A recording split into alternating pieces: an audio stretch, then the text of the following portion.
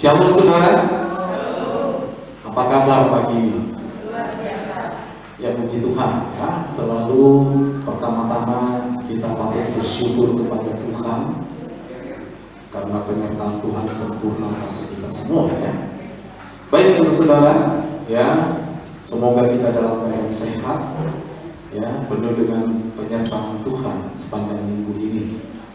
Walaupun dalam minggu ini kita berduka karena salah satu dari sahabat kita dipanggil oleh Tuhan, yaitu Ibu Apriana, dan jenazah sudah diberangkatkan ke Sumba pada hari Senin yang lalu, dan kami melihat prosesi pemakaman sudah berjalan dengan baik ya. Baik saudara-saudara ya, kita akan lanjutkan sesi khotbah kita ya, yaitu eksposisi kitab Filemon, dan pagi ini kita akan memasuki bagian ketiga dan kita akan mempelajari mulai ayat 8 sampai ayat 16 ya, dan minggu depan kita tiba pada bagian keempat atau bagian yang terakhir saudara. Jadi langsung saja mari kita buka Alkitab kita di dalam kitab Filemon ya, kita baca ayatnya yang ke-8 sampai 16 ya, karena Filemon ini cuma satu pasal. Saya akan membacakan ayat-ayat ini dan saudara boleh fokus kepada Alkitab saudara. Demikian firman Tuhan. Karena itu, sekalipun di dalam Kristus aku mempunyai kebebasan penuh untuk memerintahkan kepadamu apa yang harus engkau lakukan. Tetapi mengingat kasihmu itu, lebih baik aku memintanya daripadamu. Aku Paulus yang sudah menjadi tua, lagi pula sekarang dipenjarakan karena Kristus Yesus, mengajukan permintaan kepadamu mengenai anakku yang kudapat selagi aku dalam penjara, yakni Onesimus. Dahulu memang dia tidak berguna bagimu, tetapi sekarang sangat berguna baik bagimu maupun bagiku. Dia kusuruh kembali kepadamu, dia yaitu buah hatiku. Sebenarnya aku mau menahan dia di sini sebagai gantimu untuk melayani aku selama aku dipenjarakan karena Injil. Tetapi tanpa persetujuanmu, aku tidak mau berbuat sesuatu supaya yang baik itu jangan engkau lakukan seolah-olah dengan paksa, melainkan dengan sukarela. Sebab mungkin karena itulah dia dipisahkan sejenak daripadamu, supaya engkau dapat menerimanya untuk selama-lamanya, bukan lagi sebagai hamba, melainkan lebih daripada hamba, yaitu sebagai saudara yang kekasih. Bagiku sudah demikian, apalagi bagimu, baik secara manusia maupun di dalam Tuhan. Nah, saya mau sedikit review atau mengulang kembali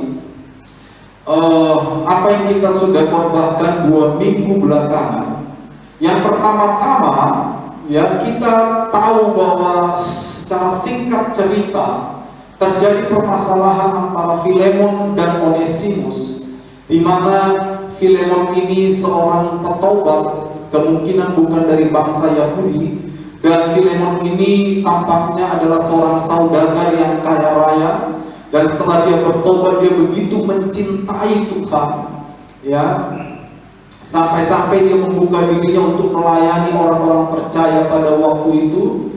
Dan kita melihat minggu yang lalu bagaimana Paulus menggambarkan kehidupan Filemon dengan begitu baiknya, bagaimana Paulus menjelaskan semua sisi hidup Filemon. Dia adalah orang yang penuh dengan kasih. Dia seorang yang mempertahankan imannya. Dia seorang yang memiliki persekutuan di dalam iman. Ya, dia menginjil, dia bersekutu, dia membantu orang-orang yang kekurangan. Intinya Filemon setelah dia percaya kepada Yesus, digambarkan oleh Paulus sebagai seorang yang begitu luar biasa di dalam hidupnya. Ya, tetapi ada permasalahan antara Filemon yang adalah tuan dengan Onesimus yang diduga adalah hamba di rumahnya, yang juga sudah percaya kepada Yesus. Ya. Dan permasalahan ini sampai kepada Paulus yang pada saat itu sedang ada di penjara. Kenapa Onesimus pergi ke Paulus? Karena Paulus adalah bapak rohaninya Filemon, juga tampaknya adalah bapak rohaninya Onesimus. Onesimus ingin mendapatkan semacam bantuan rohani dari Paulus terkait masalah ini. Nah, di dalam sesi ketiga ini, saudara-saudara, ya, setelah pada minggu kemarin sekali lagi kita melihat bagaimana Paulus menggambarkan kehidupan Filemon terkait dengan statusnya sebagai orang percaya kepada Tuhan Yesus. Maka pada bagian yang ketiga ini kita akan melihat bagaimana Paulus, ini penting saudara coba perhatikan, bagaimana Paulus menghubungkan apa yang ia gambarkan tentang Filemon kepada apa yang seharusnya dilakukan oleh Filemon dalam menyelesaikan masalah ini. Ya, ini kalimat kunci dalam khotbah pagi ini. Jadi jangan sampai saudara kehilangan kalimat kunci ini. Kalau kita tidak memahami kalimat kunci di awal ini, kita mungkin sulit untuk mengerti materi ke depan ini. Ya. Sekali lagi saya ulang, setelah Paulus begitu menggambarkan kehidupan Filemon orang yang penuh dengan kasih, Filemon orang yang begitu mempertahankan imannya di tengah-tengah tantangan sebagai petobat baru, sebagai seorang saudagar, pedagang, itu yang saya ceritakan minggu lalu. Ya, bagaimana pada masa itu pedagang-pedagang atau saudagar-saudagar yang percaya Yesus begitu dipersulit, dan dia tetap mempertahankan imannya. Dan tidak hanya sampai di sana, Paulus menggambarkan Filemon adalah seorang yang memiliki persekutuan di dalam iman. Dia memberitakan Injil, dia membantu orang-orang yang susah, dia menghiburkan saudara-saudara yang lemah, dia menjadi seorang pemimpin di rumahnya terhadap beberapa jemaat yang Tuhan percayakan kepadanya. Intinya Filemon di mata Paulus seorang yang luar biasa sebagai orang yang percaya. Ya, saya ganti aja kali ini ya, agak kecil.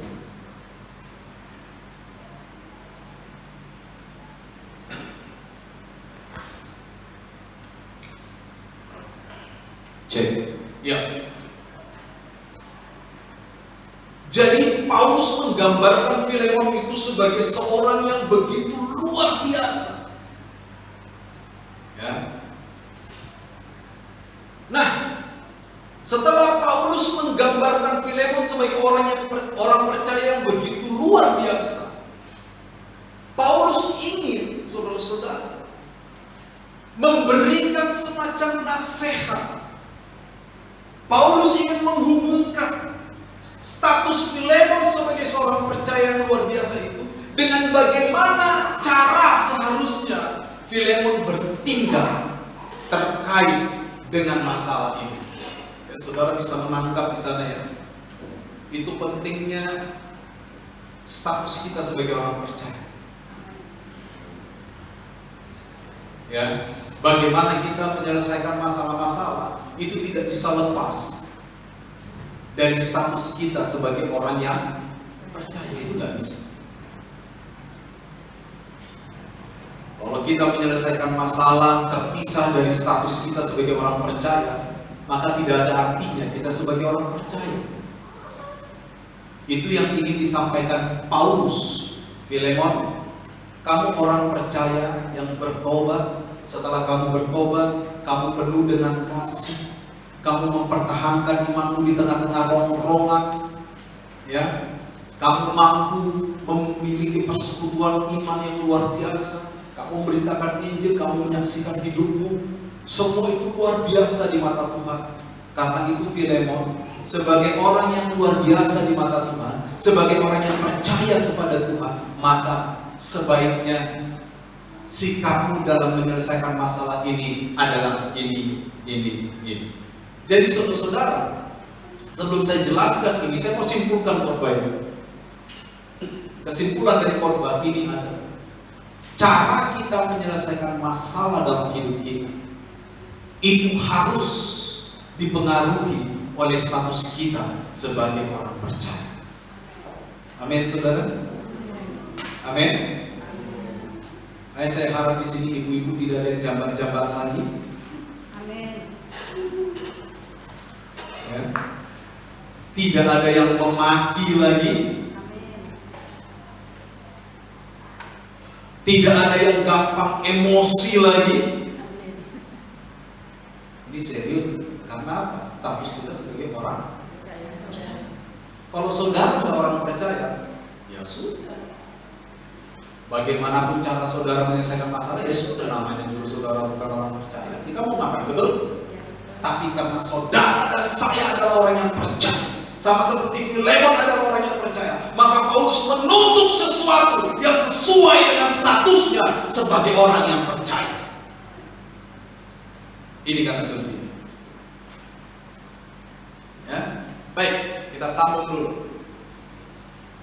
Nah, sebelum menunjukkan apa yang harus dilakukan oleh Filemon, ya, Paulus nanti akan menunjukkan ini loh Filemon, kamu orang percaya, kamu hebat, kamu luar biasa, oleh karena itu kamu harus melakukan. Tapi sebelum Paulus memberitakan atau memberikan petunjuk kepada Filemon, terlebih dahulu di ayat 8 sampai 10, saudara lihat di situ, Paulus memberikan semacam pendahuluan. Kalau kita baca lagi, perhatikan. Karena itu, sekalipun di dalam Kristus aku mempunyai apa? Kebebasan penuh. Itu yang saya cerita minggu pertama itu. Paulus seorang rasul. Paulus seorang yang memuridkan Filemon.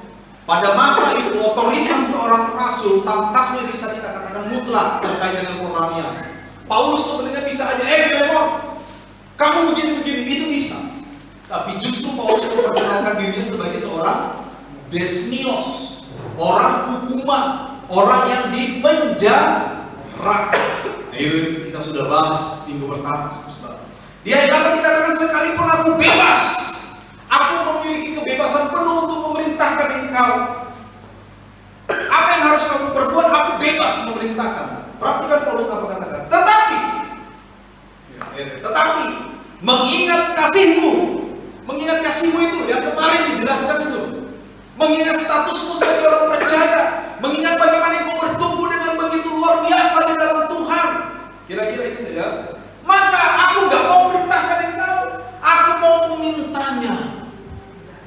Perhatikan, aku mau minta. Sebenarnya aku punya hak memerintahkan engkau. Filemon, kamu begini, tapi enggak. Karena aku sudah menganggap engkau sebagai orang percaya, dan aku sudah menggambarkan engkau sebagai orang yang luar biasa secara rohani, maka aku menganggap engkau sama dengan aku. Bukan seorang rasul aku datang kepadamu, aku datang dengan julukan seorang yang dihukum. Aku meminta. Saudara lihat betapa rendah hatinya Paulus.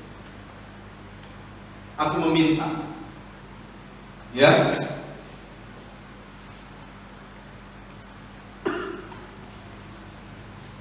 Aku meminta, kata Paulus. Supaya apa? Supaya nanti dikatakan apa yang baik itu tidak kamu lakukan karena terpaksa. Tetapi karena apa? Kasih. Iya, karena sukarela, karena kasihmu itu, karena pengetahuanmu akan Kristus itu kamu berbuat benar. Bukan karena dipaksa. Mengerti ya? Di sini kita mendapatkan bagaimana Paulus sebenarnya menganggap Filemon itu sebagai seorang yang dewasa di dalam Tuhan.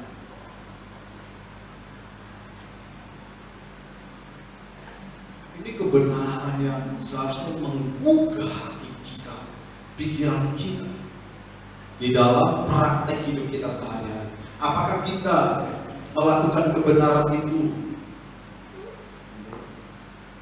karena kita memiliki pengetahuan akan kebenaran itu dan kita melakukannya dengan sukarela, atau karena kita dipaksa?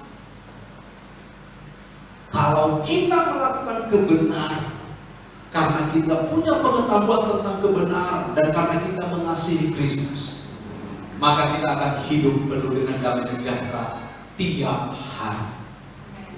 Loh iya, tiap hari, bukan hanya hari Minggu. Kadang-kadang cuma hari Minggu itu pun seperempat hari, karena 2 jam di gereja saja. Betul? Kenapa kita tidak mendapatkan damai sejahtera di luar sana? Karena kita bertindak tidak berdasarkan pengetahuan kita akan Kristus. Kalau kita bertindak berdasarkan pengetahuan kita akan Kristus seperti yang disampaikan oleh Paulus kepada Filemon di sini, saya yakin kita akan penuh dengan damai sejahtera saban hari. Amin.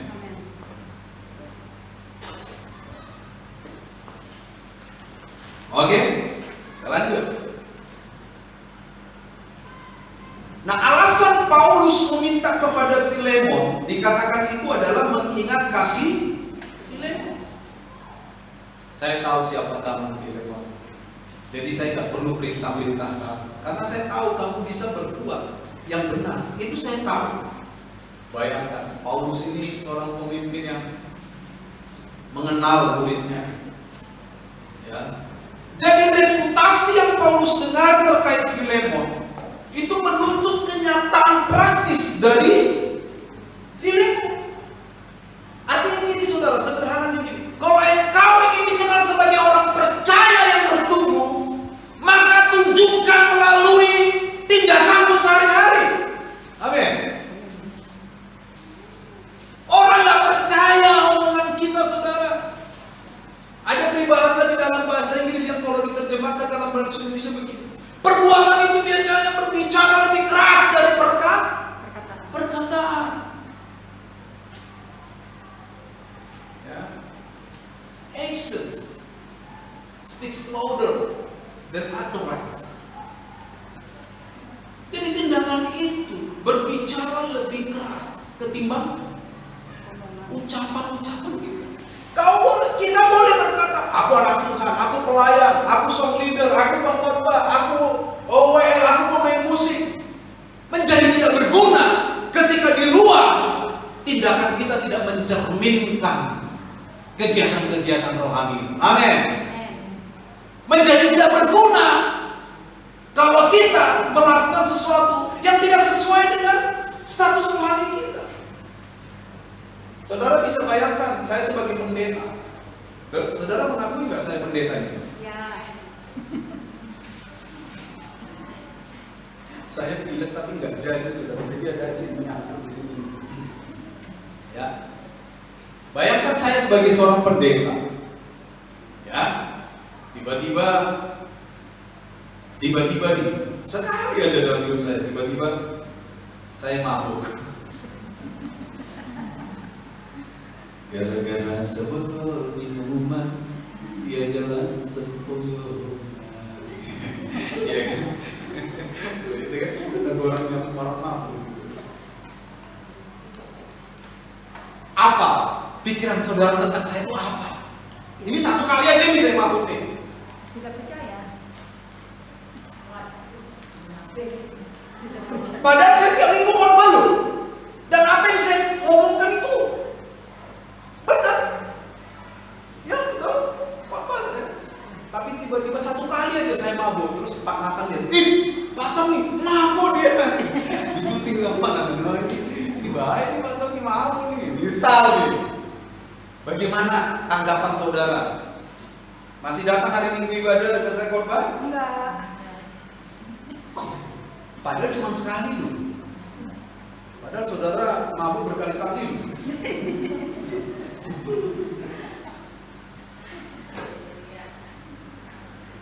Mabuk darah tahu negara. Kenapa? Karena tindakan saya tidak mewakili status saya, betul? Nah ini yang disorot oleh Paulus kepada Filemon.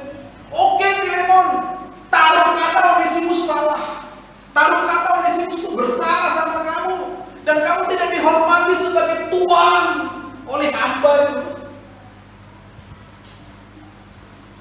Tapi kan kamu sudah jadi orang percaya, dan saya menyaksikan betapa kasihmu luar biasa, betapa kamu dihormati di lingkunganmu karena kamu orang percaya, betapa kamu memberikan hatimu melayani orang-orang miskin, menceritakan tentang Yesus, betapa kamu luar biasa, Filemon.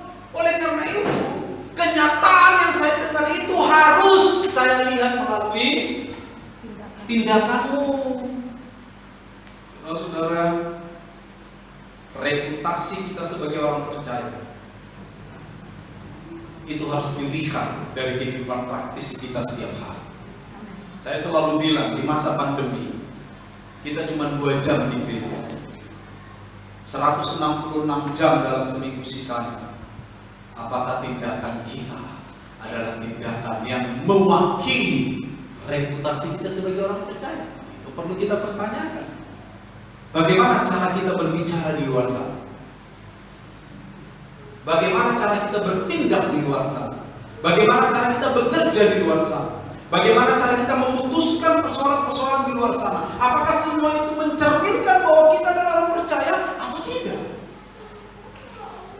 Kita tidak bisa bilang beda di gereja, beda di luar gereja. Nggak bisa. Status kita sebagai orang percaya itu tetap melekat dimanapun kita ada. Amin. Makanya jemaat ini memang betul-betul saya gembleng, harus betul-betul menjadi jemaat yang tangguh. Amin. Jemaat yang tidak punya ruang dalam hatinya untuk tersinggung.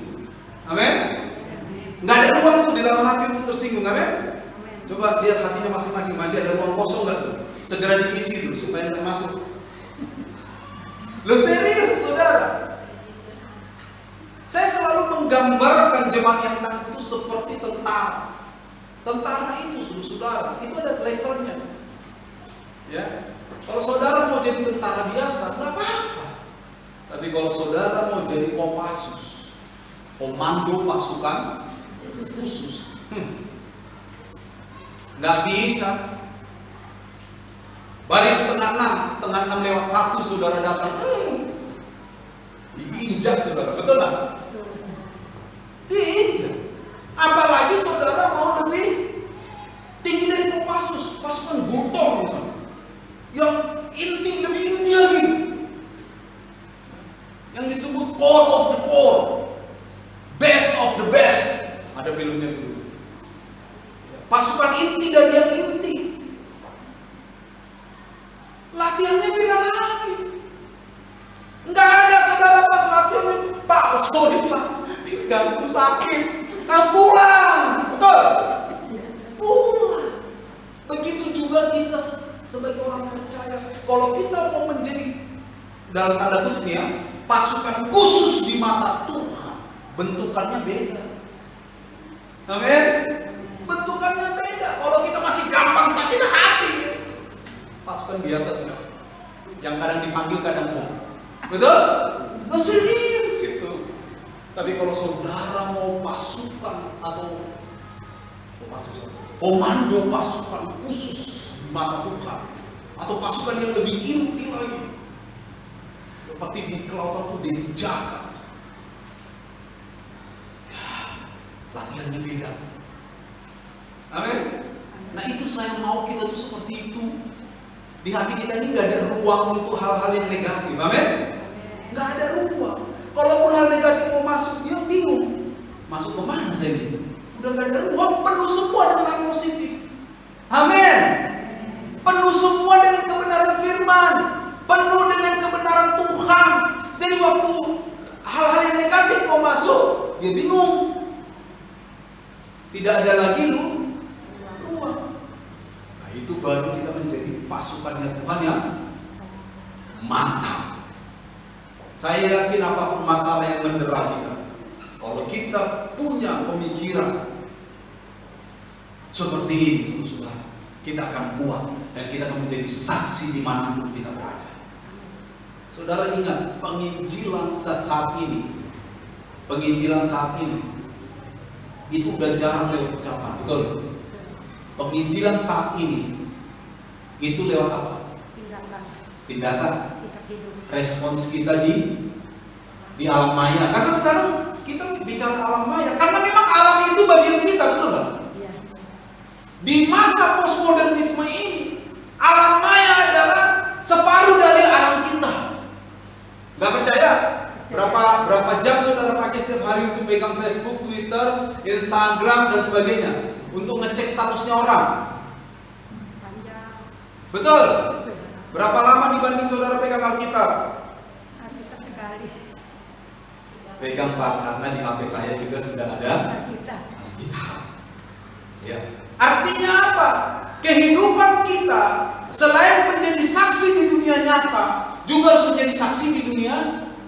Nah, masalahnya adalah sekarang ini masih terlalu banyak anak Tuhan tidak menyadari ini, sehingga mereka ngomong sembarangan di dunia maya, bertindak sembarangan, berespon sembarangan.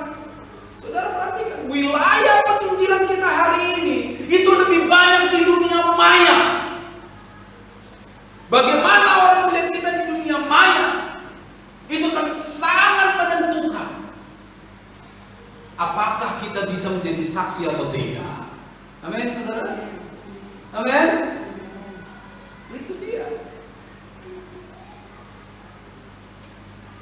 Jadi saudara-saudara, reputasi saya sebagai orang Kristen, sebagai anak Tuhan, sebagai pendeta, itu harus tampak nyata di dalam tindakan saya.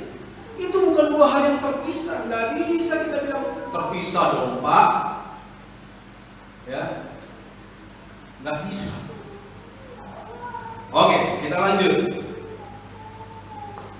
Reputasi seharusnya tampil sama dengan kenyataan praktis. Kalau kita dikenal sebagai orang percaya kepada Kristus, maka tindakan-tindakan praktis kita seharusnya memanifestasikan nilai-nilai kasih Kristus. Oke? Kemudian Paulus memperlihatkan, ini kan pendahuluan tadi kan? Pendahuluannya Paulus kepada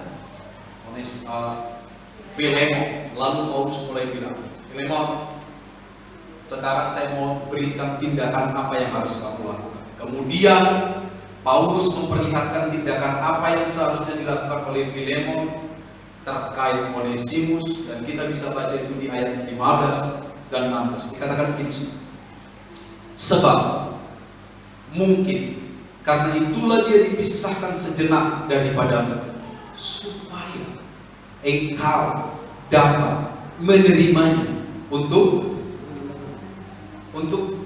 seminggu. Selama-lamanya. Nanti kita akan lihat ini menarik. Bukan lagi sebagai ini repot. Dia udah salah nih Pak Paulus. Saya udah dikecewakan, dikecewakan. Sekarang Pak Paulus minta saya menerimanya selama-lamanya, bahkan bukan lagi sebagai hamba, tetapi lebih dari hamba, yaitu sebagai saudara yang kekasih. Bukan saja secara manusia, tetapi di dalam Tuhan. Onesimus bersalah, Filemon sebagai orang percaya yang diakui, orang percaya yang luar biasa. Paulus, Filemon, dia salah, tahu dia salah. Orang salah tetap harus kita pulihkan, betul? Orang salah tetap harus dinasehati, orang salah tetap harus dibangkitkan supaya dia tidak berbuat salah. Tetapi terkait tindakanmu kepada dia, yang pertama, yang harus kamu lakukan. Kamu harus menerima Filemon. Bukan sebulan, selama-lamanya. Ya, nggak apa-apa. Sebagai budak, Pak Paulus membantu lagi. Oh bukan, sebagai saudara sekarang. Wah, karena kamu sesama orang percaya. Aduh, sebagai saudara. Oke lah, saya anggap dari saudara. Tidak hanya sebagai apa secara manusia, juga di dalam Tuhan. Saudara lihat progresivitas permintaan Paulus ini naik. Ya. Di sini kita bisa melihat bahwa Paulus itu menawarkan pemulihan yang utuh, bukan pemulihan yang setengah. Pemulihan yang utuh. Nah, pemulihan yang utuh itu melibatkan hubungan secara jasmani, juga terlebih hubungan secara rohani. Makanya ada orang udah saling memaafkan, tapi hatinya masih membara. Betul? Saya kalau dia wajah, masih terasa saya Pak. Bapak sih gak ngalamin.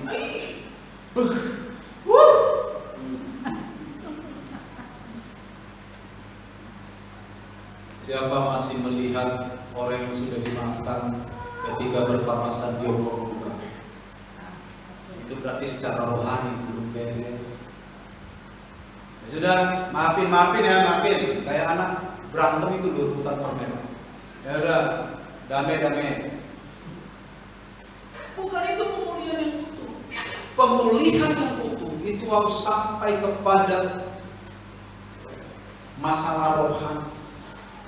Bahwa di dalam Tuhan kita mengatakan kepada yang bersalah, aku mengampuni, aku memaafkan, aku menganggap kau sebagai saudara. Tidak ada lagi sakit hati, tidak ada lagi rasa kecewa. Nah, itu yang diinginkan Paulus dilakukan oleh Filemon kepada Onesimus, pemulihan yang utuh. Ada banyak orang ketika mereka menyelesaikan masalah itu penyelesaiannya nggak utuh, sehingga apa? Salah seorang psikolog berkata itu digambarkan sebagai jiwa yang retak.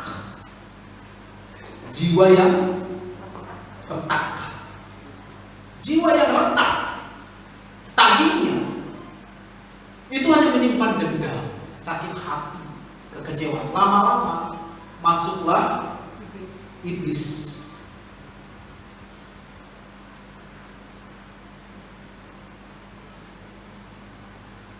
Orang yang menyimpan sakit hati itu bisa menyediakan ruang yang luas bagi iblis untuk menguasai dia. Orang yang terus-menerus dikuasai iblis secara fisik bisa mati.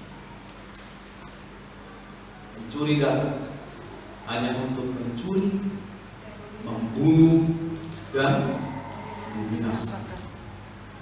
Jadi jangan bilang cuma sakit hati, itu mah gampang. Kalau jiwamu sudah retak, itu adalah celah untuk roh lain bisa masuk. Jangan heran ya kalau ada orang yang sakit hati sampai kerasukan.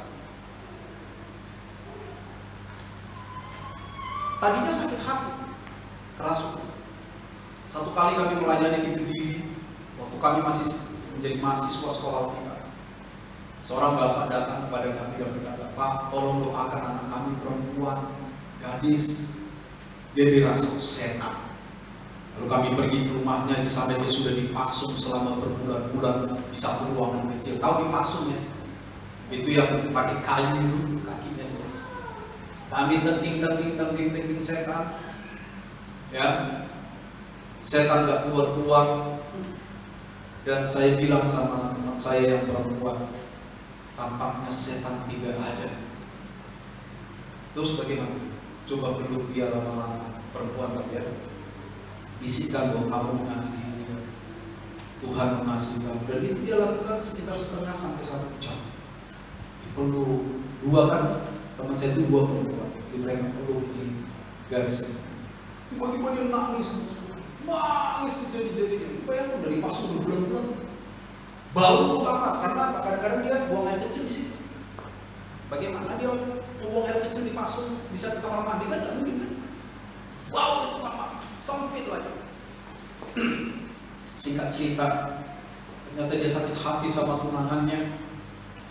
Karena tunangannya meninggalkan dia kawin di Surabaya.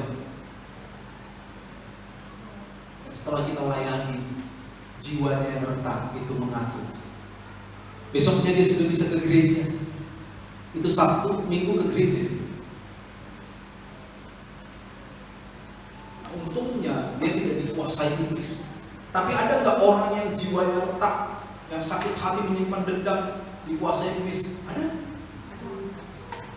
Hati-hati dengan amarah. Amarah bisa membawa kepada kematian. Makanya Yesus di Matius pasal 5, kamu sudah mendengar firman, jangan membunuh, betul? Tapi aku berkata kepadamu, kalau engkau marah kepada saudaramu, itu sama dengan membuka pintu untuk engkau membunuh, betul? Dan itu sudah kita korbankan beberapa tahun yang lalu, 4 sesi itu. Untuk korban itu saja 4 sesi. Jangan anggap sepele menyimpan dendam. Jangan anggap sepele menyimpan amarah. Jangan anggap sepele menyimpan kepahitan. Oh, jangan saudara. Begitu engkau kepahitan, selesaikan hari itu juga. Amin. Amin. Begitu engkau marah, selesaikan hari itu. Datang pada Tuhan, bilang Tuhan tenangkan hatiku, pikiranku. Aku tidak mau marah seperti itu. Tuhan akan memberikan damai sejahtera. Tapi kalau kita simpan, jiwa kita retak. Jiwa yang retak menjadi jalan masuk kepada kuasa iblis. Makanya ada orang yang begitu dendam sama orang, tiba-tiba dia ketawa sendiri. Kenapa? Karena dia sedang mengolah pikirannya, betul nggak? Wah, dia hina saya, dia kata, lama-lama gila. Loh, ini kenyataan loh saudara. Makanya psikolog ini benar. Akar utama dari dirasuk setan, dari ini sebenarnya pada masa ini adalah jiwa yang retak. Jiwa yang tidak mengampuni, jiwa yang tidak menyelesaikan masalah. Lihat, saya sudah melihat di depan mata saya, ada orang yang menyimpan dendam pada akhirnya meninggal. Karena tidak mampu melepaskan dendam. Paulus ingin Filemon tidak menyimpan kemahiran. Amin. Dan kita sebagai orang percaya seharusnya mengikuti nasihat Paulus, memulihkan secara jasmani dan secara rohani. Ya, kita lanjut sebentar. Dampak praktis dari permintaan Paulus ini, yaitu supaya dia menerima selama-lamanya, lalu menerimanya sebagai saudara, dan bukan hanya secara jasmani tetapi lebih kepada secara rohani. Dampaknya apa? Pertama, Filemon harus menilai Onesimus sebagai orang yang berguna terkait hubungannya dengan Kristus. Jadi kebergunaan Onesimus itu terkait dengan pertobatannya kepada Kristus. Artinya gini loh saudara. Kalau kita memandang saudara kita seiman, kalau kita memandang orang-orang yang sudah percaya kepada Kristus, pandang mereka dari sudut pandang bagaimana Kristus memandang mereka. Saya sudah pernah khotbah tentang 2 Korintus 5:17. Jadi siapa yang ada dalam Kristus dia dari ciptaan baru kan? Itu terkait cara pandang. Ya, kalau saudara mau dengar itu lagi nanti lihat di studi kata di YouTube 2 Korintus 5:17. Itu terkait cara pandang. Kalau kita memandang saudara kita harus memandang mereka berguna terkait bahwa mereka anak Tuhan. Jadi kebergunaan kita itu terkait erat dengan status kita sebagai orang percaya. Dalam hal ini Paulus meminta Filemon untuk tidak lagi menilai Onesimus sebagai hamba yang melarikan diri. Nah, kata hamba di sini itu tidak dipakai kata doulos, bukan. Biasanya doulos itu kata yang umum untuk hamba, tetapi dipakai kata akhrestos, seorang yang tidak berguna. Paulus itu bilang, Filemon, waktu Onesimus lari, kamu anggap dia nggak berguna, udah hamba, nggak bayar utang, lari loh, betul lah. Sekarang Paulus bilang, jangan lagi kamu pandang dia sebagai orang yang tidak berguna, jangan sebagai Kristus, tetapi sebagai seorang yang sangat berguna. Kristus di dalam Kristus, di dalam Kristus. Ini permainan kata yang menarik ya. Jangan lihat dia sebagai Kristus, tetapi lihat dia sebagai Kristus, karena dia sudah ada di dalam Kristus. Jangan lihat dia sebagai orang yang tidak berguna, lihat dia sebagai orang yang berguna karena dia terkait dengan Kristus. Artinya apa? Paulus sudah memberikan semacam konsep. Semua orang yang percaya kepada Kristus memiliki potensi untuk bermanfaat. Amin. Artinya apa? Kita semua ini punya potensi besar untuk bermanfaat. Bagi saudara seiman, bagi rumah tangga, bagi anak, bagi cucu, bagi suami, bagi istri, bagi pelayanan, bagi diri, bagi siapa saja. Bagi tetangga kita. Kita punya potensi untuk bermanfaat. Makanya begitu Paulus begitu menentang kalau Filemon salah bertindak. Kenapa? Kalau dia salah bertindak, artinya Filemon menjadi tidak bermanfaat. Tadinya dia melihat Onesimus tidak bermanfaat, tapi Paulus akan membalik diri. Kalau kau salah bertindak, kau yang tidak bermanfaat. Kira-kira kayak gitu.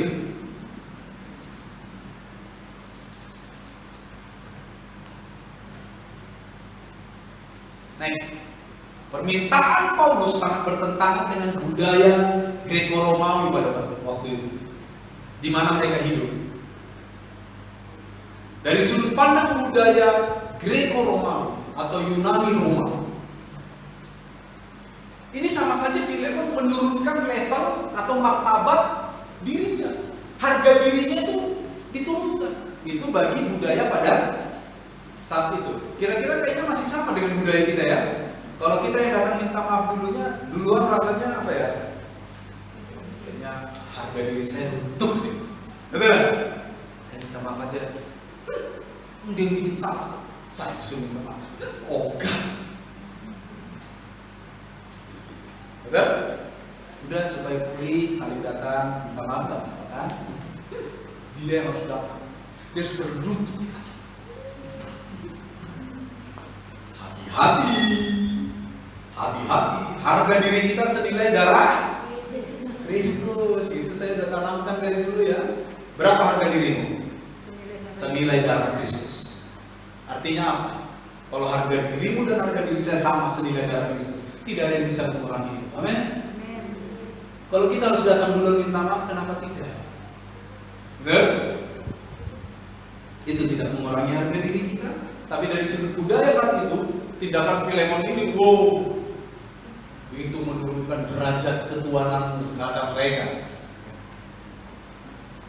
Tetapi tentu saja permintaan Paulus ini selaras dengan apa yang Kristus lakukan. Betul?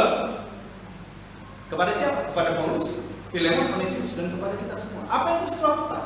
Filipi pasal 2. Dia yang tadinya adalah Allah, tidak menganggap kesetaraan dengan Allah sebagai milik yang harus dipertahankan, melainkan ia telah mengosongkan diri, membuang semua kapasitas kealahan, tidak memakainya, dan mengambil rupa menjadi seorang manusia. Dan dalam keadaan menjadi manusia, menjadi seorang hamba, dan dia menjadi hamba sampai dia menjadi hamba yang taat, bahkan taat sampai mati di kayu salib. Itulah sebabnya Allah sangat meninggikan dia dan mengaruniakan kepadanya nama di atas segala nama sebagai balas dari tindakan Yesus, supaya di dalam nama Yesus bertekuk semua yang ada di langit, di bumi, dan di bawah bumi, dan segala lidah mengaku Yesus Kristus adalah Tuhan bagi kemuliaan siapa? Allah Bapa. Jadi perendahan darah Kristus, perendahan diri Kristus itu dikutip oleh Paulus dan diajarkan kepada Filemon.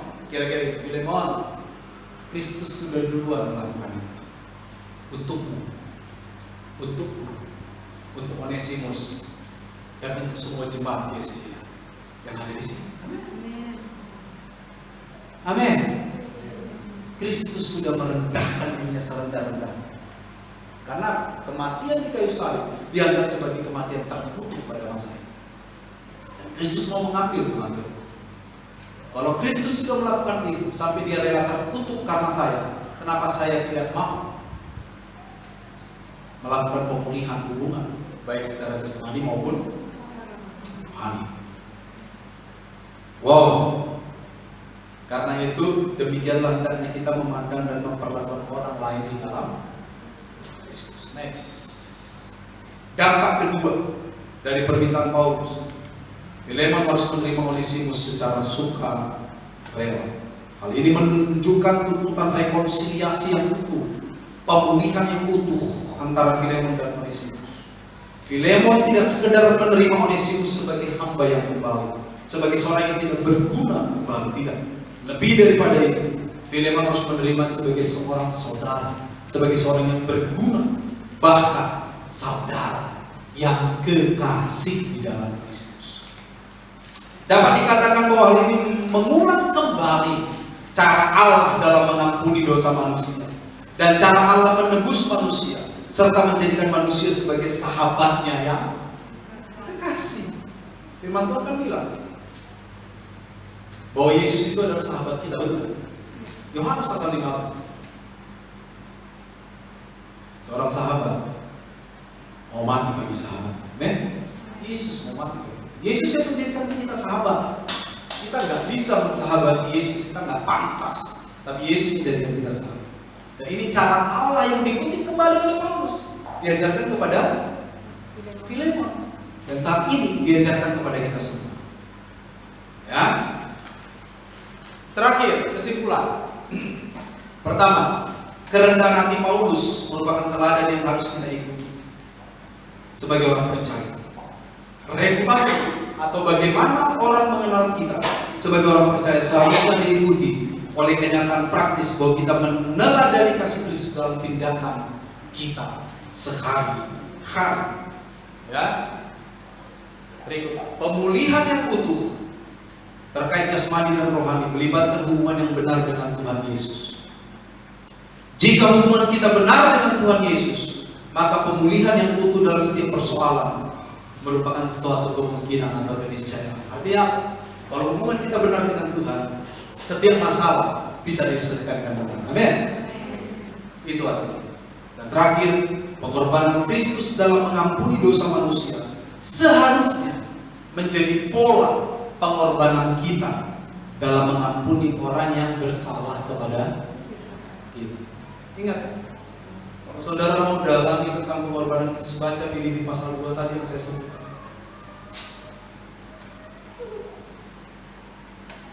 Harusnya menjadi pola bagaimana kita mengampuni orang lain.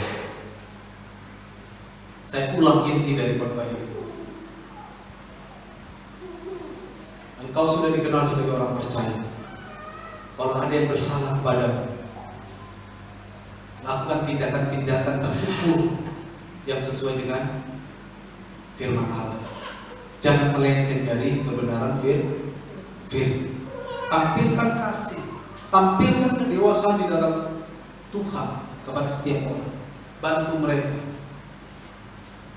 Intinya, apa yang kau kerjakan di luar sana seharusnya mewakili imanmu di hadapan Tuhan. Kalau sampai orang tidak mendapat berkat dari hidup, kau harusnya sadar dan saya harusnya sadar bahwa kita sedang tidak memberitakan tentang Kristus. Tapi kalau engkau dan saya menjadi berkat, itu berarti kita sedang memberitakan tentang Kristus, walaupun kita tidak bicara soal Kristus. Amin. Tuhan memberkati kita semua. Saya pikir saya udah keringatan, saudara pun keringatan. Ya, saya sudahi.